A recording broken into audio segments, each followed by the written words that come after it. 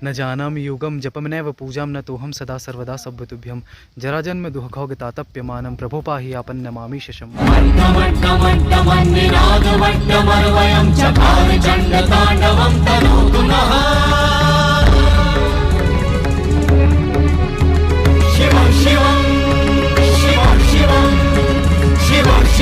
क्या चाहिए बदले में हमें? बस एक प्यारा सा लाइक, तो इस वीडियो को लाइक कर देना और सब्सक्राइब कर दो यार। सब्सक्राइब यार, सभी की मांगे मैं पूरी करता हूँ। मेरी एक ही तो मांग रहती है कि सब्सक्राइब कर दो चैनल को। तो जिसने भी चैनल को सब्सक्राइब किया है उसको जय हिंद, जय भारत और दिल से सैल्यूट। ये इस तरीके का सैल्यूट जिन्होंने भी सब्सक्राइब कर रखा है और जिन्होंने नहीं किया है कर दो यार, आज जोड़ के। तो मैंने पूरी कोशिश की मैं आपको पूरा मंदिर दिखाऊं, और अब ऐसा है ना, ज़्यादा दत्तात्रेय भगवान के बारे में मैं उतना नहीं जानता हूं, तो मैं आपसे क्षमा चाहूँगा क्योंकि मुझे उतना उनके बारे में नहीं पता, लेकिन वो भी भगवान ही है, किसी न किसी भगवान का रूप होंगे।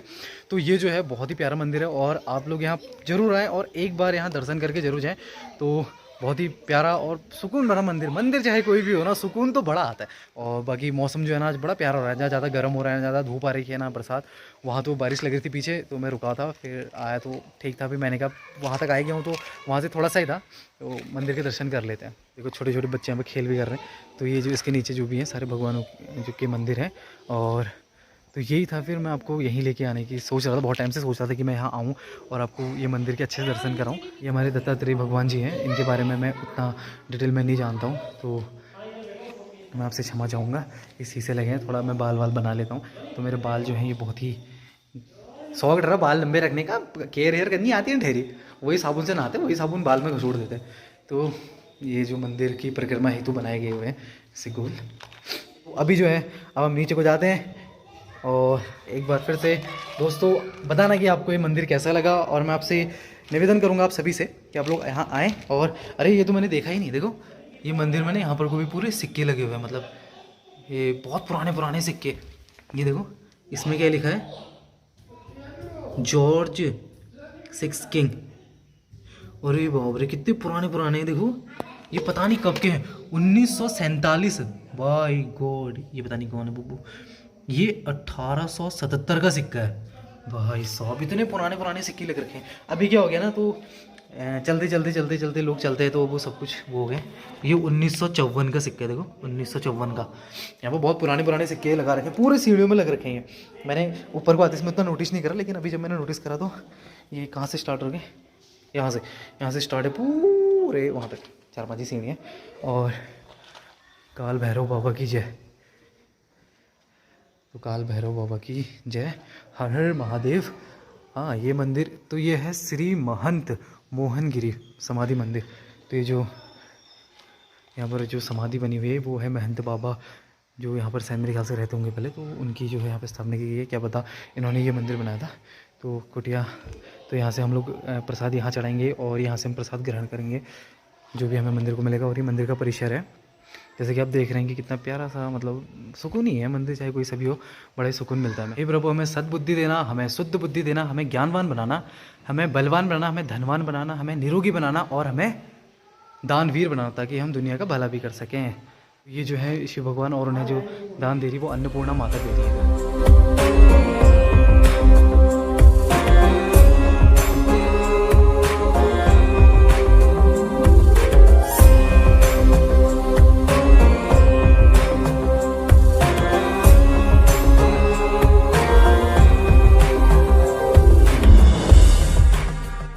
लेकिन मौका नहीं मिला, ऐसा कोई साथ में आया नहीं, क्योंकि साथ में मैं एक्चुअल में तो आया था यहाँ राजीव गांधी जो नवोदय विद्यालय वहाँ तक आया हुआ था। तो वहाँ तक फिर अचानक ही प्लान बना कि क्यों ना, अब जब आ ही रहा हूँ तो इतने नज़दीक में भगवान के पास में आके अगर उनके दर्शन ही ना करे तो फिर क्या फ़ायदा। और जैसा कि धूप जो है वो एकदम चेहरे में चमक रही है, मैं गोरा भी दिख रहा हूँ, तो मैं क्रीम पाउडर बहुत घसता हूँ। वो गाना भी आया था ना, क्रीम पाउडर घसने के लिए ना, मैं बहुत घसो क्रीम पाउडर बहुत घसो, फिर ले उतू गौर नहीं हुई मैं थोड़ा बहुत कैमरा ला भौलची में, और तब जब गौर पनार दिख जा रहा हूँ। तो अब मैं आपको थोड़ा आगे गार्डन की तरफ को ले चलता हूँ, ठीक है। तो अब हम जो है जूते पहन लेते हैं, क्योंकि वहाँ को घास वास भी हो रही है। चलो छोड़ा यार, ऐसे ही चल देते हैं। हम जो कौन सा हरू बिल्कुल पावा में मैंने जो बिल्कुल मेरे मेहंदी लगी है, जो ऐसे जाने में मेरे को अजीब हो रहा है, तो दिखाता हूँ मैं आपको, ठीक है। ये छोटा बनाओ, लेकिन मंदिर इतना प्यारा है कि दिखाते इतना लंबा बन गया। तो ये है, ये बड़ा प्यारा सा सजा के रखते हैं। और तो यहाँ से वैसे अंदर को है, वहाँ से दूर से क्या दिख रहा था ना, तो यहाँ पर हम लोग बैठते थे और जब मेले में आते तो यहाँ पे बैठ के आराम से बैठते हैं इधर को। और ये बहुत प्यारी तरीके से गार्डनिंग की हुई है यहाँ पर, आपको बहुत विभिन्न प्रकार के पुष्प जो हैं वो दिख जाएंगे, गुड़हल फूल लगेरी।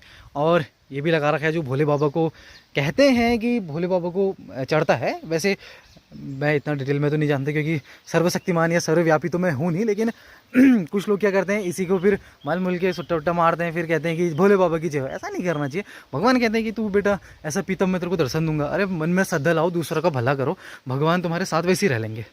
ये दाढ़ी पेड़ लगे रहो। और यह वाला जो है ये नींबू का पेड़ है, कागजी नींबू का, क्योंकि इसमें आटे भी कागजी नींबू का पेड़। और ये तेज पत्ता है, देखो ये जो है तेज पत्ता है।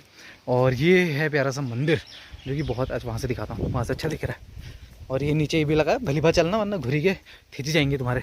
तो ये जो देखो ये प्यारा सा मंदिर है और यहाँ पर आके मतलब मुझे बहुत ही सुकून मिला। और मैं बहुत ही भाग्यशाली आदमी हूँ जो आज दो मंदिरों के दर्शन कर लिए, वो भी महादेव के हैं दोनों मंदिर। वो वाला पिछला जो मैंने पिछली वीडियो में आपको दिखाया वो भी महादेव का मंदिर था और ये वाला भी महादेव का मंदिर है। तो बड़ा सुकून मिला मुझे यहाँ पर आके। तो ये है वो मंदिर और वो सामने दुकान है। अभी मैं भैया से फिर पूछूंगा कि बिनसर महादेवी कितना पुराना मंदिर है और थोड़ा बहुत अगर वो बताएंगे तो उनसे पूछ लेंगे डिटेल में, ठीक है। सर को तो एक ये पेड़ पड़ता है जिसको प्लास्टिक का पेड़ कहते हैं, मुझे नहीं पता कौन सा पेड़ कहते हैं, खाली कहता हूँ क्योंकि इसके जो पत्ते होते हैं प्लास्टिक कैसे होते हैं। देखो ये मतलब ऐसे प्लास्टिक ऐसा फील आता है कि जैसे हमने कोई हाथ में प्लास्टिक पकड़ा है। और ये जो है हमारा तिमिल का पेड़ है जो कि बहुत ही पवित्र माना जाता है। जैसे हमारे कोई भी कार्य होते हैं तो हम कुछ अगर रखना है, जैसे भगवान को कुछ चढ़ाना है तो हम इसी में रख के चढ़ाते हैं। यहाँ पर जो है एक शॉप है और यहाँ पर आपको सब कुछ मिल जाएंगे। देखो अपनी बाइक और गाड़ियों के लिए यहाँ से ले सकते हैं। तो अगर मैं आपको डिटेल में दिखाऊँ तो यहाँ पर सब कुछ रखा हुआ है मैंने, की चैन्स वगैरह भी हैं। की चैन वगैरह आपको लेनी है तो आप की चैन वगैरह भी ले सकते हैं। और ये जो घरों में ऐसे सजाते हैं ना, कितने प्यारे लग रहे हैं, मनमोहक दृश्य लग रहा है एकदम। बच्चों के लिए प्यारे प्यारे छल्ले, छोटे छोटे बैग, सारी मूर्तियाँ आपको यहाँ पर मिल जाएंगी। रुद्राक्ष वगैरह भी हैं यहाँ पर, शिवलिंग है। और ऐसे अगर हाथ में आपको पहनने का शौक है तो कड़ा वगैरह भी ले सकते हैं। यहाँ पर शंखे मिल जाएंगे आपको। और ये जो फल होता है पंचमुखी रुद्राक्ष, पंचमुखी रुद्राक्षी होगा। तो देखो हम कैसे पता करते हैं कि पंचमुखी रुद्राक्ष है। इसमें जो है ये 1 2 3 4 5 ऐसी जो रेखाएं जैसी 5 होती हैं, इसी प्रकार 14 मुखी, पंचमुखी, 6 मुखी, 1 मुखी, 2 मुखी बहुत सारे रुद्राक्ष होते हैं।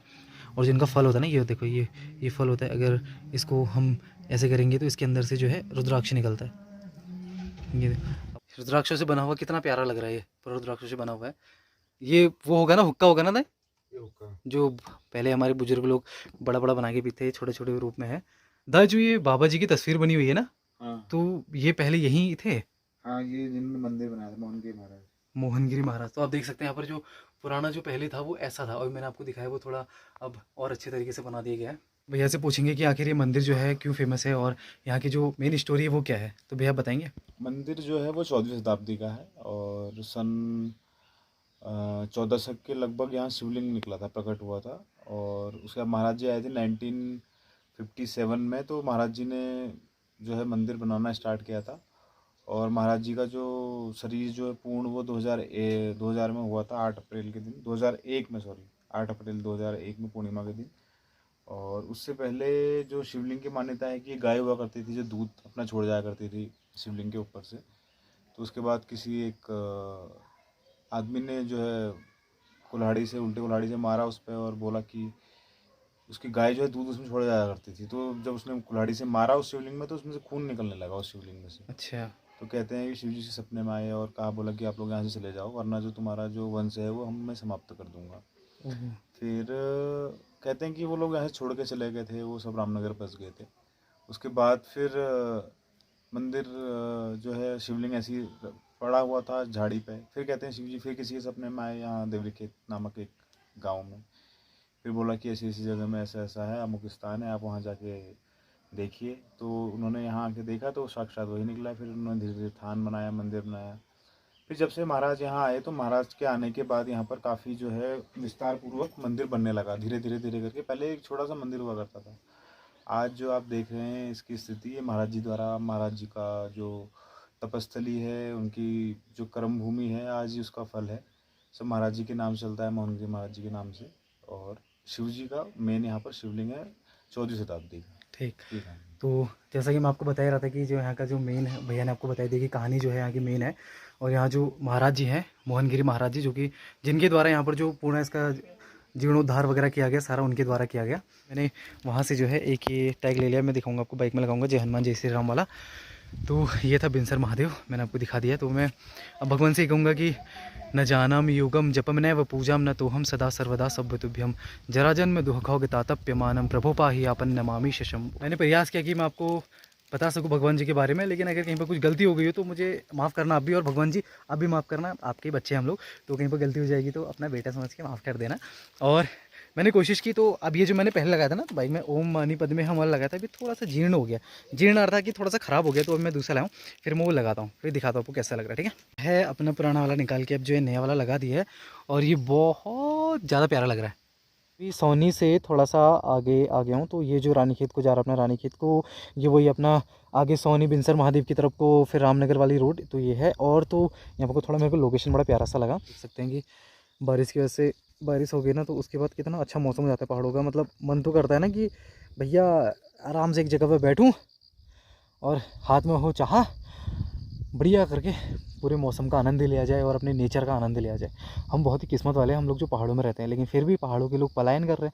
देखो होने को हमारे पहाड़ों में इतना कुछ है ना, मतलब हम चाहे तो यहाँ पर जो अपना जीवन यापन के लिए जो हम क्या कहते हैं, ये क्या करते हैं, मतलब कोई भी कार्य करते हैं या किसी भी तरीके से अपना जीवन हम यहाँ पर यापन कर सकते हैं। गोर भैंस धर ली, बकरा धर ली, मुर्ग धर ली, केला कर सकें, मतलब बहुत सारे ऑप्शंस होते हैं हमारे पास कि हम पहाड़ों में कर सकते हैं। तो मैं यही कहना चाहूँगा, देखो इतनी अच्छी वादियों को छोड़कर आप लोग पलायन कर रहे हैं। अब तो एक तो क्या था ना, चलो पहले तो मैं मानता हूँ कि गांव-गांव में रोड नहीं थी तो उस वजह से लोग पलायन करते थे, लेकिन अब तो हर गांव-गांव में रोड है। हाँ कुछ गांव में भी नहीं पहुंच पाई है, लेकिन आने वाले कुछ विगत सालों में वहाँ भी रोड पहुंच जाएगी।